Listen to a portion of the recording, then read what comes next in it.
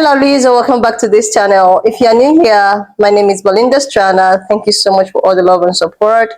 Don't forget to please subscribe to this channel, turn on notifications so that anytime I upload a video, you will be the first person to be notified. And to my returning subscribers, thank you so much for all the love and support. To those people that share my videos, that leave commentaries, and also educate you guys are the real MVP. Thank you so much for all the love and support. All right, lovelies, let's dive into today's So video. lovely. So I came across this video on my For You page on TikTok, and I thought to share with you guys because it's actually a historical fact. As you all know what we do here in this channel, guys. I'm just gonna roll the clip as well as some of the stitches I was able to put together where this young man actually exposes this about pan-colored people. Please leave me your own in the comment section and let's dive into it. I have had many conversations, as you have had, with a lot of young people over the last many months now. And you're right, they don't know very much at all about the history of the Middle East, or frankly about history in many areas of the world, including in our own country. But with respect to the Middle East, they don't know that under the bringing together of the Israelis and the Palestinians by my husband, the then Israeli Prime Minister Ehud Barak, the then head of the Palestinian Liberation Organization, then the Palestinian Authority, Yasser Arafat. An offer was made to the Palestinians for a state on 96% of the existing territory occupied by the Palestinians, with 4% of Israel to be given to reach 100% of the amount of territory that was hoped for. And this offer was made, and if Yasser Arafat had accepted it, there would have been a Palestinian state now for about 24 years. Don't know very much at all about the history of the Middle East. Yes, we do. It's called U.S. involvement. Like that time you got involved in Libya. Remember when Gaddafi had the Libya Central Bank and was giving out low-interest loans to all, African nations who needed them so that they could escape the boot of United States empire? And you advocated for having him cooed. U.S. involvement, 2011. So we created a no-fly zone and supplied the rebels, and pretty quickly Gaddafi was being drugged through the streets.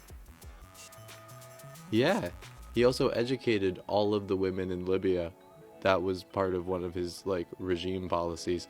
So, I'm just wondering why you think we didn't take high school history.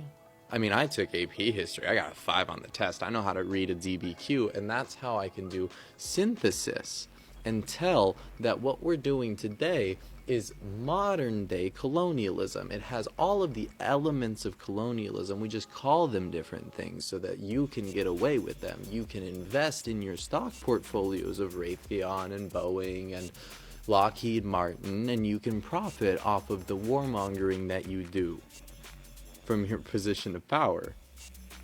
Hillary, that's always been the game for the last 500 years. We see it now. We see it now. We understand history. It's not more complicated than that. You don't actually have to listen to anyone who says it's more complicated than that, because they've got an agenda. They've got a conflict of interest. They want it to be more complicated than that so that they can continue to profit off of it, like you, Hillary. Yeah, so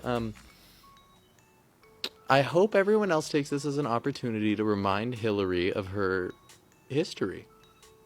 I mean, since we're on the subject of Hillary Rodham Clinton, we might as well talk about the time that she kept slaves. Back in the 1980s, her and Bill Clinton had some household tasks that needed doing.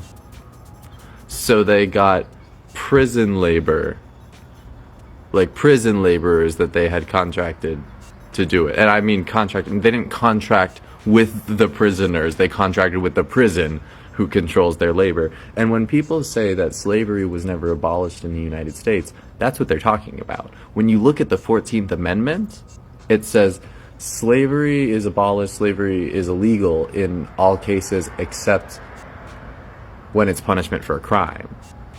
And when you know about that loophole, you begin to understand that pretty much every stereotype about black or brown people being criminal is profitable. So when you know that, I really hope you start to question any of those beliefs that you hold, because I promise you, it was something taught to you during the 70s, 80s, or 90s that was meant to keep this slave labor system going. Because those prisons and the people who own them, the private companies who own them, the jails, who own people's labor, they own their freedom. And they can force them to do whatever they want through incredibly cruel and unusual punitive means that frankly no one cares about, because those people have been criminalized. For non-violent drug offenses, like during the war on drugs, for like things like marijuana possession and distribution, things that are legal across a lot of the United States now. And the reason I bring up this like essential part of history is because it's essentially the modern extension of what has been 500 years of behavior from white colonial settlers. And those are all really big words, don't yet scroll away. In Europe, what happened about 500 years ago, 1500s, is these European countries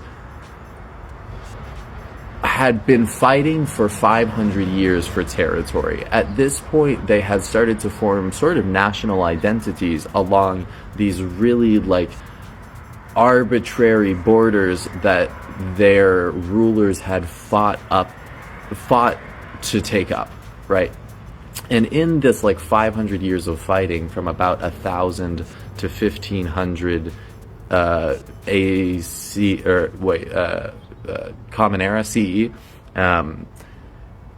is them basically fighting each other into poverty and resource deprivation. At the same time, they also go on the Crusades, and they realize there's a bunch of other resources abroad that they can use their newfound skill at bashing each other's heads in to go and bash other people's heads in and take their nice stuff. And so the New World Order is established. And we've been playing that out for the last 5 centuries, from about 1500 till now, since the Columbian Exchange. Since Christopher Columbus got to the Americas and discovered that there were already people there. Yeah, so we killed a bunch of the people that we discovered there with smallpox and also with direct warfare and enslavement, at the same time as we enslaved a bunch of people from the African continent and then shipped them across the ocean to our colonies. And present day problems are just the natural extension of destroying people's societies over 500 years, right? Like, what we're seeing today is just the end results of setting up a world based on the people from Europe think they're better because they're better at killing and are all somewhat similar looking. And if you want to know history, you can, at least for the last 500 years, you can always start with, what does colonialism have to do with it? Because what we're seeing today is the modern version of these things. Like when you see politicians investing in weapons stocks, that's how they reap the rewards of international colonialism. Whereas back in like the European like days of like empire and royalty, it was about signing contract charters where these like this ruling class of aristocrats would give permission to companies, like just groups of men, to go to places and steal their resources. So like that's where capitalism starts. It's, I want to capitalize on the vulnerability of people who haven't spent the last 500 years murdering each other and developing firearms and like advanced like armor. Yeah, so that's a broad overview of history and slavery and exploitation. I hope that gives you some good context to get started on what the fuck's happening right now.